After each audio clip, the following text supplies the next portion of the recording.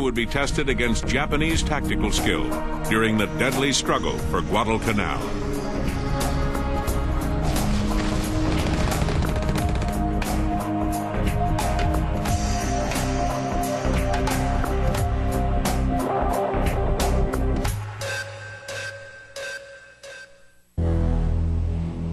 The attack on the U.S. fleet at Pearl Harbor on December 7, 1941, forced the abandonment of all preconceived U.S. notions of conducting a war with Japan.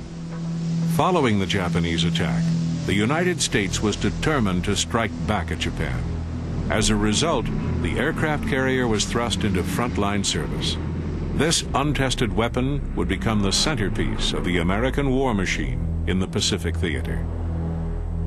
Large American carriers such as the Yorktown and the Enterprise could carry 80 aircraft deep within enemy waters.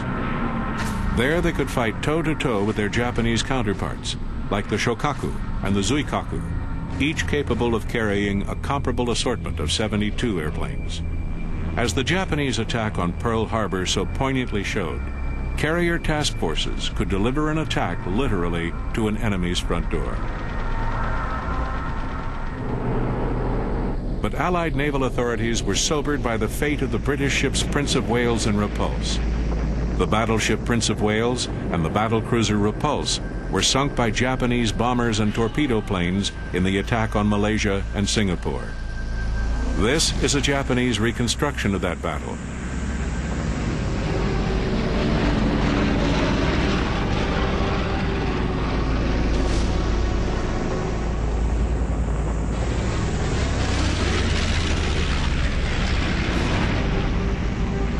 Ships were no longer safe from air attack.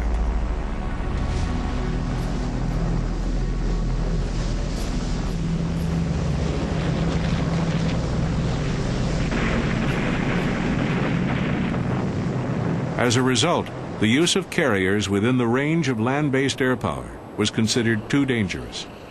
Carriers were at their best on the open sea when engaged in battle with other carriers. In the years leading up to the war, the Japanese had built a well-equipped land-based naval air force suitable for operating over long distances. They included the G4M Betty and the A6M Zero.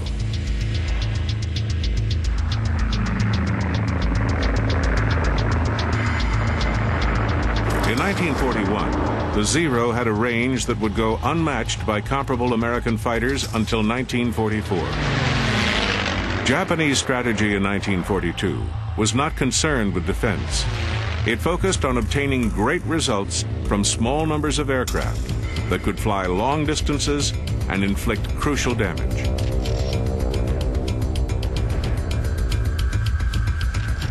The Pacific War was characterized by sharply divided opinions by Allied leaders on how it was to be conducted. We expect to eliminate the danger from Japan, but it would serve us ill if we accomplished that and found... Roosevelt's inclination and that of his commanders was to relieve the pressure on Russia by establishing a second front. This would be achieved by an invasion of France, followed by a thrust to the German heartland. Churchill and his commanders feared a land war against Germany and preferred options that ranged from an invasion of Norway, North Africa, or Italy. The British believed that a fight anywhere on the periphery would weaken Germany, save British lives, and still fulfill the pledge to Stalin of a second front. There were even disagreements within Roosevelt's staff. Admiral Ernest Joseph King, Commander-in-Chief of the U.S. Navy, wanted to throw the Japanese out of Alaska and then out of the Pacific. On this, he was backed by General Douglas MacArthur. MacArthur had survived the defeat in the Philippines to become an American hero.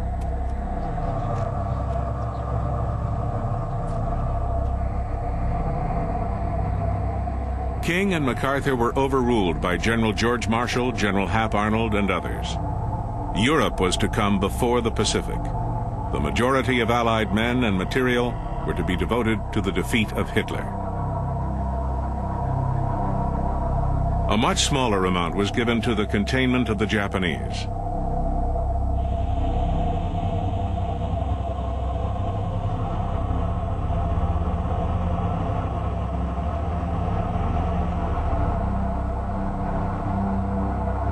In July 1942, MacArthur was made Commander-in-Chief of the Southwest Pacific. Admiral King's representative, Admiral Chester Nimitz, would command the rest of the Pacific. It was an awkward split, ill-defined both geographically and in terms of forces. There was confusion about the control of amphibious operations, air power, and supplies. Admiral Nimitz was assigned Operation Watchtower to capture the Santa Cruz Islands in preparation for an attack on Tulagi in the Solomons. Simultaneously, MacArthur was to drive the Japanese out of New Guinea. MacArthur would then invade New Britain and seize the main Japanese base at Rabaul. The Japanese armed forces were split as well, but more along traditional Army-Navy lines. Each service wanted a different strategy. Neither was willing to cooperate with the other at command levels. Japan was having problems with its conquered territory in East Asia. It now had direct access to supplies of iron ore and petroleum, but a growing shortage of shipping was making it difficult to transport these raw materials to Japan. Both the Army and Navy agreed that the conquered territory should be maintained and the shipping protected, but they disagreed on how to do it. The Army wanted to bring all of New Guinea under its control and threaten Australia. The Navy wanted to defend the Solomon and Bismarck Islands. The Army prevailed. The Japanese began a determined drive over the Owen Stanley Ranges to take Port Moresby. At the same time, the U.S. Navy discovered that the Japanese were building an airfield on Guadal Canal in the Solomon Islands. On maps, the island chains running from Malaya to the Fiji seem strung together by stepping stones, but in fact, they stretch out over enormous distances of water. Japan's opening thrust had reached the Solomon Islands. The Solomons have thousands of harbors that could serve as havens for small ships, flying boats, barges, and submarines. Japan had adopted colonial military tactics. It had established strong points all along the chain of islands. In doing so, it spread its army, navy, and land-based naval air forces to the point of indefensibility.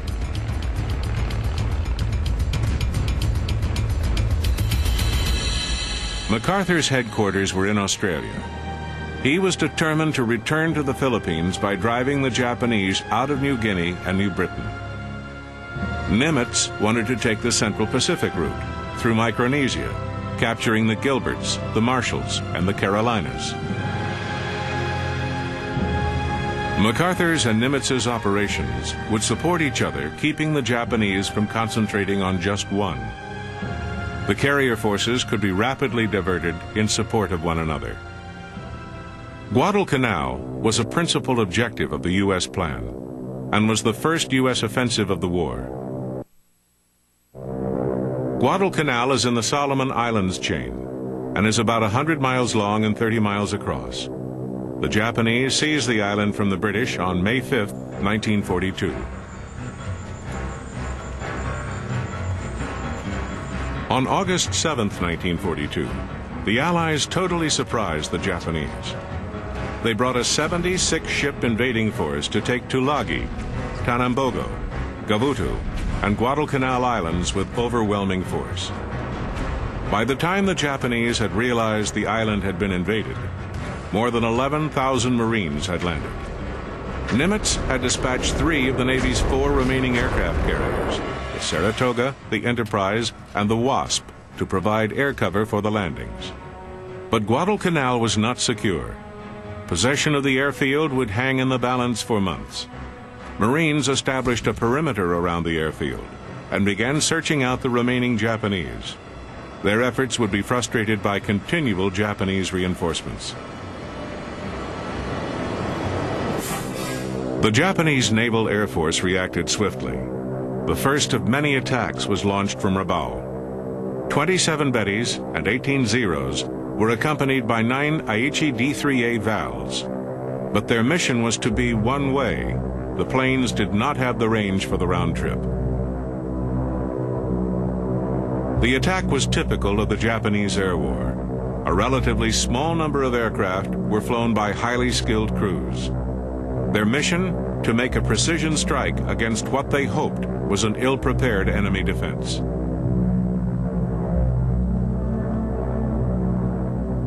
In fact, the defense on Guadalcanal was relatively well prepared.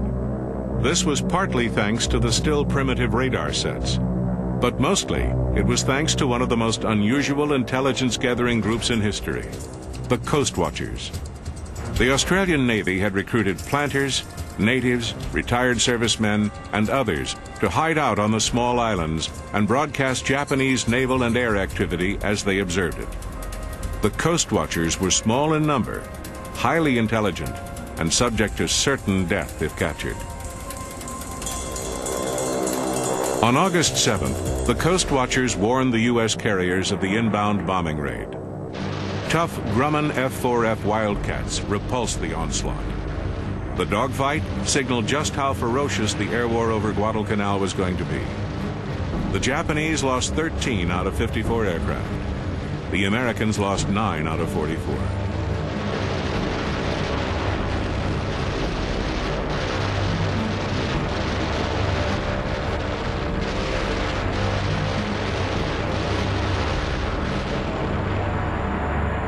These losses diminished the Japanese Naval Air Force's appetite for battle and gave the Americans time to dig in. A second attack the following day was also repulsed. 18 Japanese aircraft were shot down. But in response to the threat of land-based air supremacy, the U.S. carrier force pulled out. The Marines were left without air cover. The Marines used captured Japanese construction equipment to turn the abandoned Japanese airstrip into Henderson Field. On August 20th, the first aircraft of what came to be known as the Cactus Air Force arrived on Guadalcanal. 19 Grumman F-4Fs and 12 Douglas SBDs from the Marines were followed by the 1st Army Air Force unit, 5 Bell P-400s, the export version of the P-39 Airacobra. The P-400 was a very modern-looking aircraft with a tricycle landing gear, a 20-millimeter cannon in the nose, and the engine mounted behind the pilot. It was unable to handle the Zero in air-to-air combat, but it excelled in bombing and strafing duties. This small force would be whittled down almost to extinction. The pilots flew continuously. It was soon evident that 30 days was about the maximum time that could be endured, given the stress of combat and the unhealthy living conditions. But pilot proficiency and confidence grew. Major John Smith and Captain Marion Carl vied to become the top ace over Guadalcanal. Carl was the first to score 5 victories. Then the two men ran neck and neck for weeks. When they were tied with 12 each, Carl was shot down. After 5 days in the jungle, he got back to find that Smith had 16 victories. Carl suggested that Smith be grounded for 5 days to give him a chance to catch up.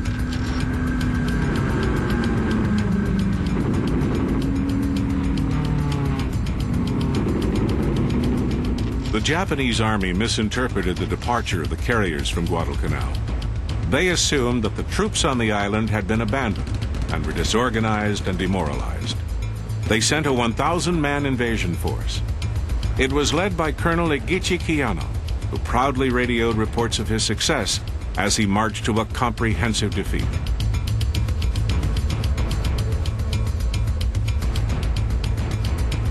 His force was trapped by the 1st Marine Regiment. His men were slaughtered, and he committed hara-kiri.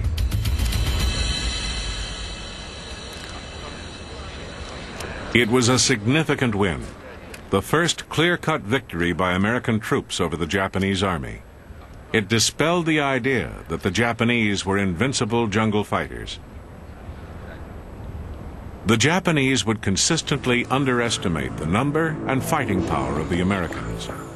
They used ancient maps and devised complex battle plans requiring split-second coordination between Army, Navy, and Air Forces.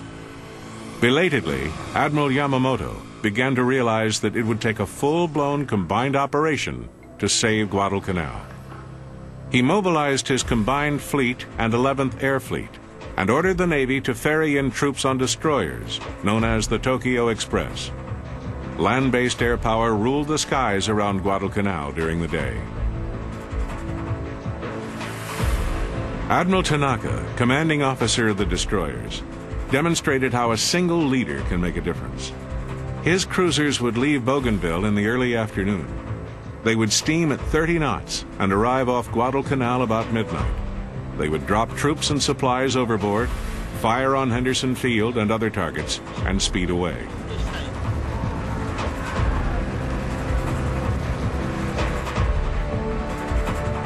Yamamoto once again showed his propensity for a complex plan. He divided his forces into many small commands. The fleet under Admiral Nagumo consisted of 2 large carriers, a light carrier, 3 battleships, 9 cruisers, 13 destroyers, and 36 submarines. A fleet carrier force sailed the waters north of the Solomon Islands. It consisted of 2 carriers, the Shokaku and the Zuikaku, 2 battleships, and 2 cruisers. A smaller force under Admiral Hara Koichi included the light carrier Ryujo. The Ryujo was spotted east of Bougainville by a U.S. Navy Catalina patrol plane. The carrier battle group under the command of Admiral Frank Fletcher closed in on the Ryujo. Fletcher sent 30 Dauntlesses and 8 Avengers against the Japanese carrier. It was caught by torpedoes from the Avengers. After 7 hours of drifting, it sank.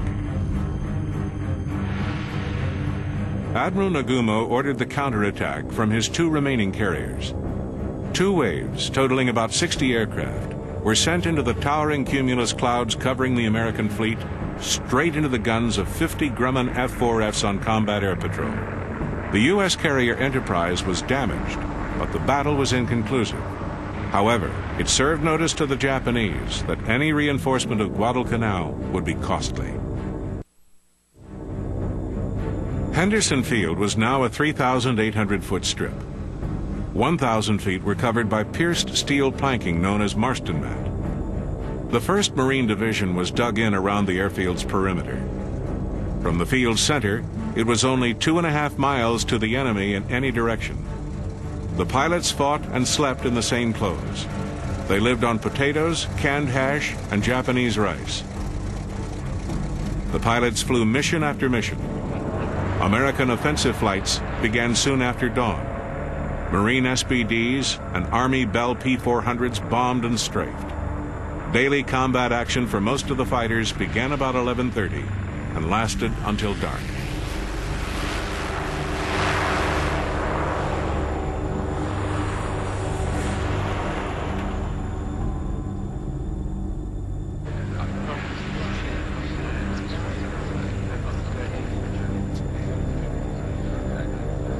Coast watchers would report the approach of Japanese Betty bombers, or radar would pick them up about 125 miles out. This gave the Grummans ample time to get to altitude.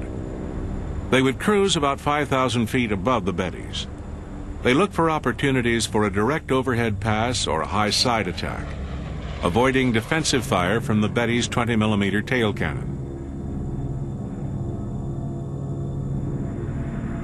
Respect for Japanese fighters, like the Zero and the Oscar, began to fade.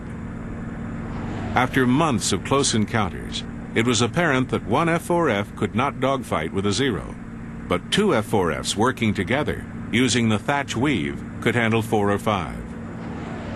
The move was named after Jimmy Thatch, a 7 victory ace.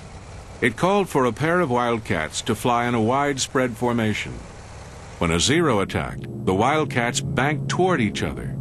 If the Zero followed one, it led him into the guns of the other Wildcat. The Zeros were lightly built, skinned with thin duraluminum. The pilot's seat was not armored. The 3 fuel tanks were not self-sealing. The Zero could only absorb a few seconds of fire from the F-4Fs before exploding.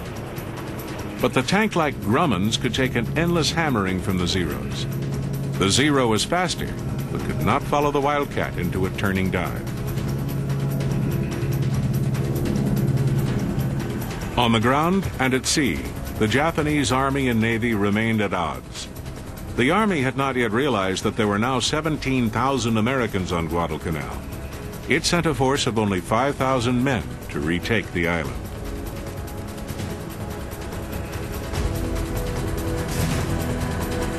In an attack called the Battle of Bloody Ridge, 600 Japanese soldiers were killed. 40 Marines died defending the position. 3 of the Army Air Force's much-maligned Bell P-400s did a magnificent job of strafing the enemy.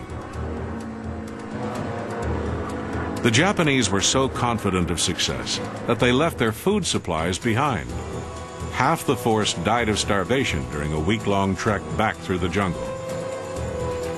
But Japanese submarines avenged this defeat on September 15th.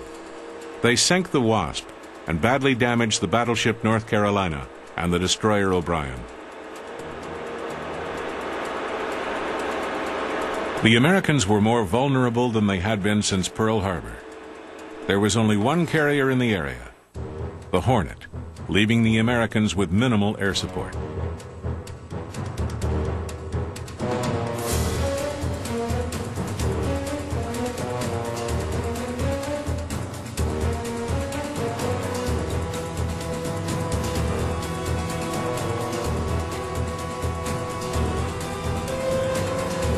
The Japanese High Command now decided that Guadalcanal must be taken at any cost. Henderson Field had to be captured, and the defending air forces destroyed. The Japanese began to borrow units from the forces fighting MacArthur's troops in New Guinea. They even set the date for the American surrender ceremony, October 21st. General Hyakutake Harukichi planned to use 2 infantry divisions to defeat the 7,500 Americans he estimated to be on the island. Harukichi's intelligence was wrong by some 12,000 men.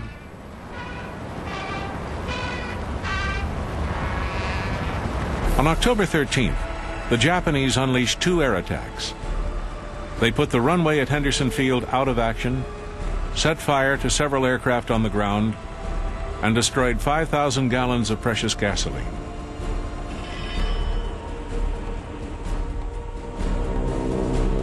The air attacks were just a prelude. At 1:38 in the morning, Japanese battleships began to shell the runway with their 14-inch guns. All gasoline supplies were destroyed, as well as all the Avengers and most of the SBDs. Most of the F-4Fs survived, along with 6 P-400s. The next night, there was more shelling. It destroyed almost everything the first attack missed. Henderson Field was now vulnerable. The Japanese began unloading troops and supplies. The force was built to 20,000, including tanks and heavy artillery. But the Japanese now began to throw their advantage away by making a series of ill-coordinated frontal attacks on Marine positions. The terrifying Japanese banzai charges melted in the face of Marine firepower. The Japanese were forced into another humiliating retreat through the jungle. Hyakutake called for 12,000 men to reinforce the 15,000 he had remaining. They were to be brought to Guadalcanal the following month in a great transport armada. In the meantime, the Japanese carriers hunted frantically for the Hornet. They believed it was the only U.S. carrier remaining in the area. But unknown to the Japanese, the Hornet had been joined by the Enterprise. The task force was also reinforced by the new battleship South Dakota. On October 26th, the American carriers drew first blood in what would become known as the Battle of Santa Cruz. SBDs from the Enterprise sighted the Japanese light carrier Zuiho. The SBDs dove on the Zuiho and blew a huge hole in the flight deck. It was unable to recover aircraft, but still launched 9 Zeros for the next strike. Admiral Nagumo's strike force from the flagship carrier Shokaku was made up of 22 Vals and 18 Kate torpedo planes. They were escorted by 27 Zeros. Most of the pilots in this formidable force were veterans of Pearl Harbor. It was to be a bad day for the American fleet. The Japanese launched a well-coordinated attack on the Hornet. One of the dive bombers was damaged and crashed into the flight deck. More bombs and torpedoes set the Hornet afire. But even as the Hornet burned, her aircraft were attacking the Shokaku, Admiral Nagumo's flagship. 4 1,000-pound bombs hit her flight deck, putting her out of the war for 9 months. A second Japanese strike by 78 planes attacked the Enterprise and the South Dakota. They hit the Enterprise 3 times and put a bomb into the South Dakota's #1 turret. Just as it appeared that the torpedo planes had been driven off, 18 valves dropped out of the sky on the Enterprise and the South Dakota.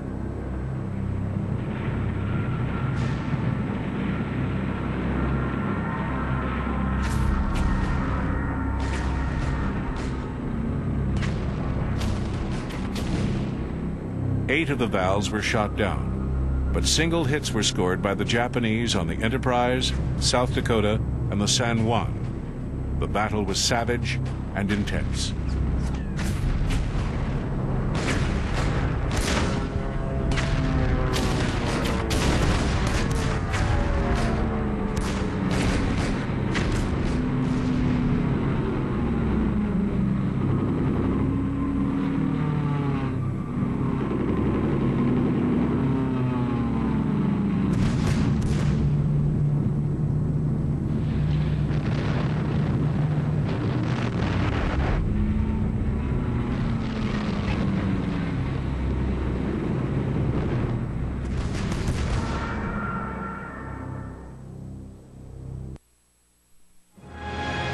Damage control parties on the Enterprise showed skill gained from experience and prepared the ship to begin recovering aircraft.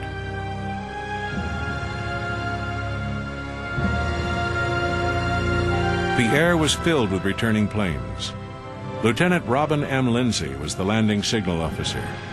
With incredible skill, he managed to land 95 aircraft on the Enterprise before a lack of deck area forced him to halt operations. 54 planes had to ditch at sea. Meanwhile, the fires on the Hornet had almost been contained when another attack from the Zuikaku's torpedo planes forced her to be abandoned. The Battle of Santa Cruz was a tactical victory for the Japanese. They had sunk the Hornet and sustained damage to only 2 of their carriers. The United States had entered the war with 7 carriers. 4 had been sunk by the Japanese. Now only 1 remained in the Pacific, the damaged Enterprise.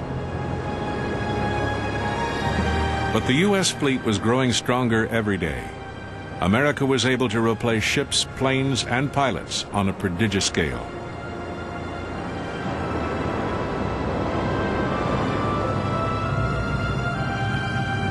In contrast, the Japanese fleet was severely weakened. It had no immediate prospect of replenishment. The pride of the Imperial Japanese Navy, its fighter and bomber crews, was being consumed in a fatal war of attrition. Both Navy's carrier task forces suffered heavy losses. The burden of air combat shifted back to land-based forces. Henderson Field on Guadal Canal had reached a low point of 30 fighters by October 26th. But now it was being steadily reinforced. By the end of October, it became possible for the first time to rotate pilots out for rest. The Japanese High Command planned another major air, land, and sea attack on Guadalcanal for the middle of November 1942. Many assumed that the Japanese military was highly disciplined, but in fact, it tolerated insubordination to a degree unheard of in Allied armies. Junior officers often countermanded orders that were not radical enough. Senior officers feared being accused of cowardice or lack of patriotism. They did not dare resist.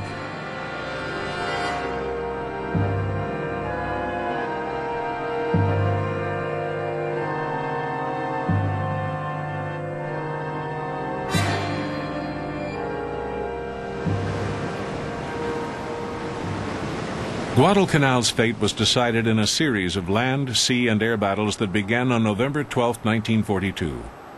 The odds and numbers of ships were very uneven. The Japanese had 2 carriers, 4 battleships, 5 heavy cruisers, and 30 destroyers.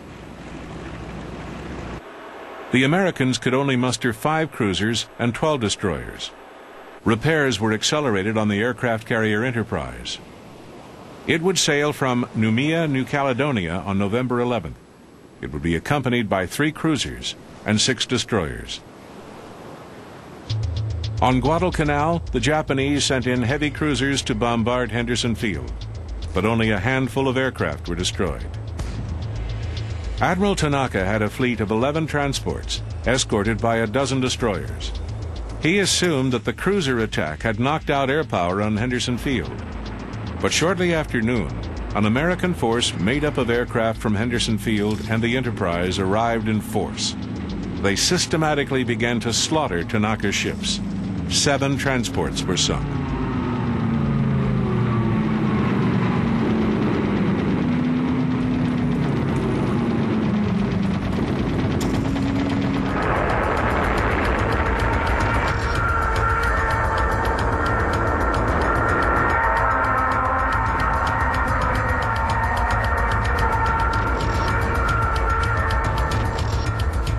Four were forced to beach themselves. The next day, they were shuttle-bombed by Avengers from Henderson Field. Troops struggling down rope ladders were killed. Supplies in the ships were burned. Of the 10,000 Japanese soldiers in the transports, only 4,000 made it to Guadalcanal, now called by the Japanese the Island of Death. Guadalcanal demonstrated that land, sea, and air power were no longer just complementary. They were inextricably intertwined. The Japanese Prime Minister, General Tojo Hideki, ordered the evacuation of Guadalcanal on January 4th, 1943. It was a clear signal to Japanese leaders that the United States was not going to seek a negotiated peace.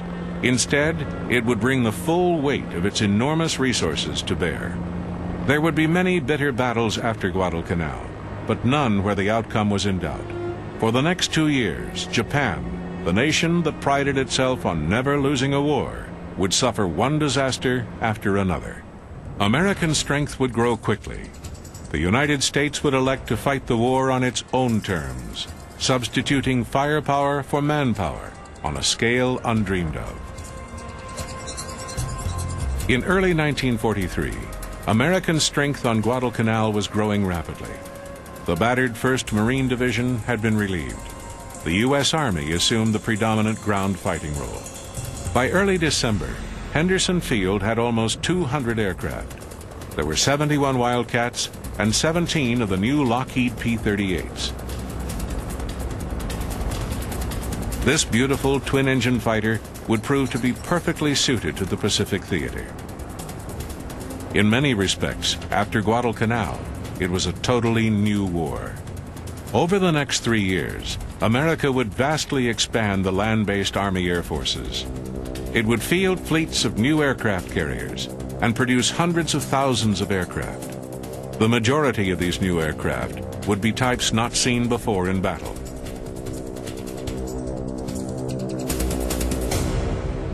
The Japanese would launch some new carriers as well. They would introduce new combat planes, but in pathetically small numbers. For the most part, the Japanese Army and Navy would fight the remainder of the war with updated versions of the Zeros, Oscars, Bettys, and Kates with which it started. It would suffer terribly without the veteran pilots upon which its strategy had depended. As the war moved closer to the home islands, the Japanese would attempt to overcome these inadequacies with what became known to the West as kamikaze tactics.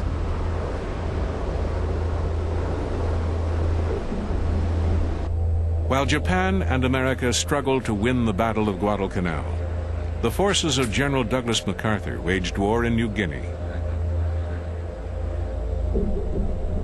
The Japanese army was convinced it could not rely on naval support. It decided to conquer the Papuan Peninsula and Port Moresby by the most difficult possible route. The Owen Stanley Mountains combined extremely difficult terrain with almost impenetrable jungle. General Hyakutake Hirokichi ordered 16,000 of the best Japanese troops to be landed at Buna. From there, with 1,000 native bearers, they were to push across the Kokoda Trail, which ran 100 crooked miles to Port Moresby. The Japanese brushed back the Australian defending forces. For weeks they made good progress, but they suffered from lack of food, medical supplies, and difficult terrain. Australian resistance, backed by an increasingly powerful ground attack air force, weakened them further.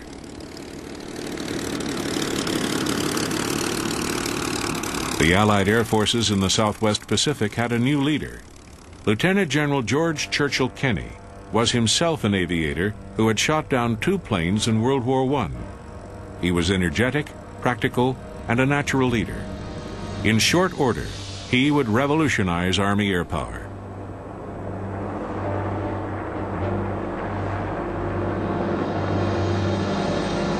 When he arrived at his new command, Kenny found that it was disorganized to the point of fragmentation. Australian, New Zealand, and American crew members were assigned to fly together on a random basis. Attacks were carried out almost informally, without precise orders. As a result, only a few aircraft at a time went on raids, and then only in loose formation.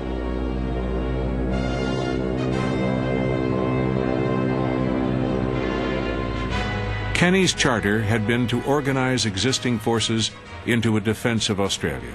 He was also to organize a new air force, the 5th, to undertake offensive operations. Kenny ruthlessly shook up his command. He sent home people he considered too tired or insufficiently aggressive. He replaced them with younger officers who wanted to fight.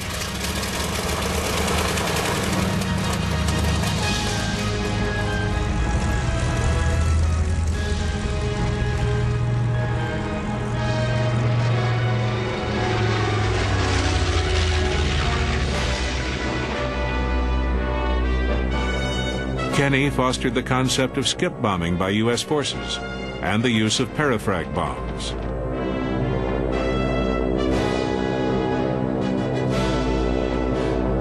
He was infuriated by the low availability rate of his most potent weapon, the Boeing B-17.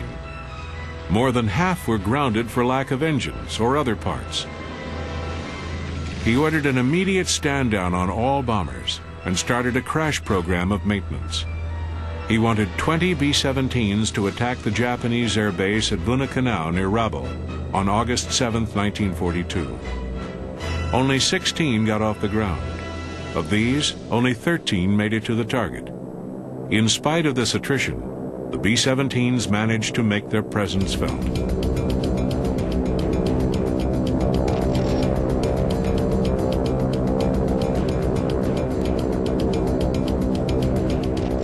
Many Japanese aircraft were destroyed on the ground. Kenny had proven that American forces were capable of striking out. The attack reversed a process of defeat that had begun at Pearl Harbor.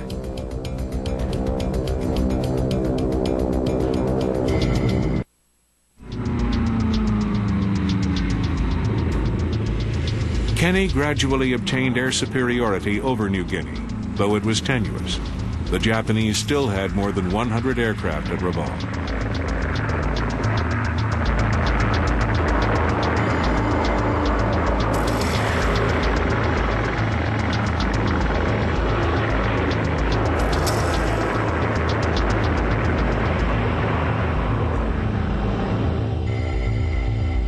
But the Japanese aircraft rarely intruded over New Guinea. Kenny was able to begin an aerial resupply service to help the land campaign. As Australian and American troops drove the Japanese back, Douglas C-47s ferried in tons of supplies to forward detachments.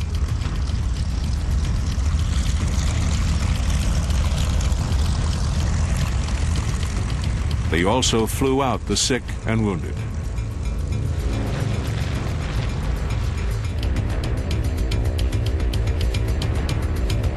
Organized Japanese resistance on the Papuan Peninsula ended on January 22, 1943.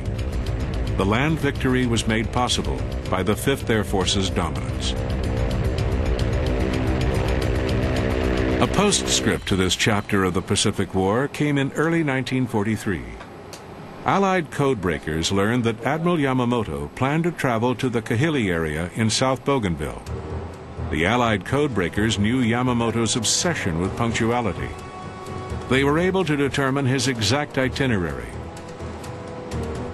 He would arrive in a bomber at Balali, off the southern tip of Bougainville, on April 18, 1943. The Army Air Force P-38s on Guadal Canal had the range to make an interception. Admiral Nimitz gave the authorization for Yamamoto's plane to be attacked. Major John W. Mitchell, commander of the 339th Fighter Squadron, was appointed to lead the attack.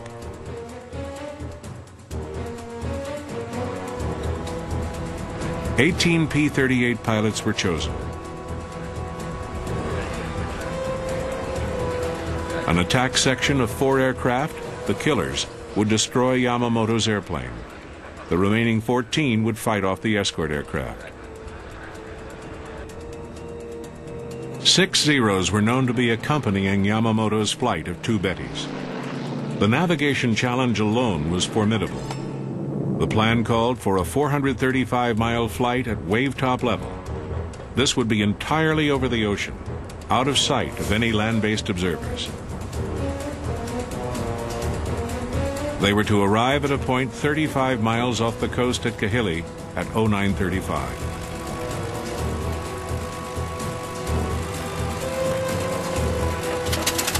P-38 compasses at this time were notoriously unreliable, and there were no radio navigation devices. If Yamamoto did not arrive on time, the P-38s couldn't wait. It would be a split-second ambush or a wasted effort.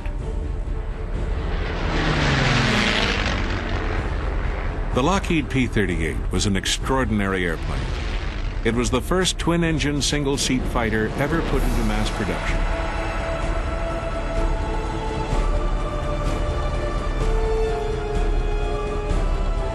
The twin-engine safety and long range of the P-38 made it perfect for the Pacific. After a 2-hour and 42-minute flight over the ocean, the P-38s were still at wave-top height when they saw the Japanese formation, exactly on time and on course. 2 aircraft of the killer group headed straight for the formation. The protection flight climbed to altitude.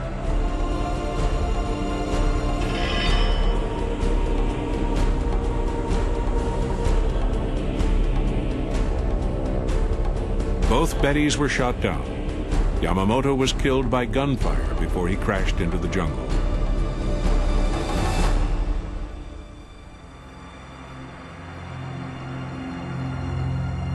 In the wild melee, the American pilots claimed 3 Bettys and 3 Zeros were shot down.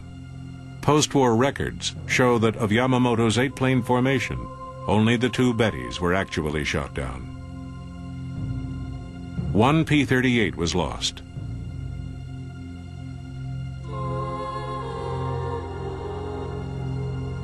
Yamamoto's death may have saved him tremendous loss of face after the full implications of his defeats at Midway and Guadal Canal had been evaluated.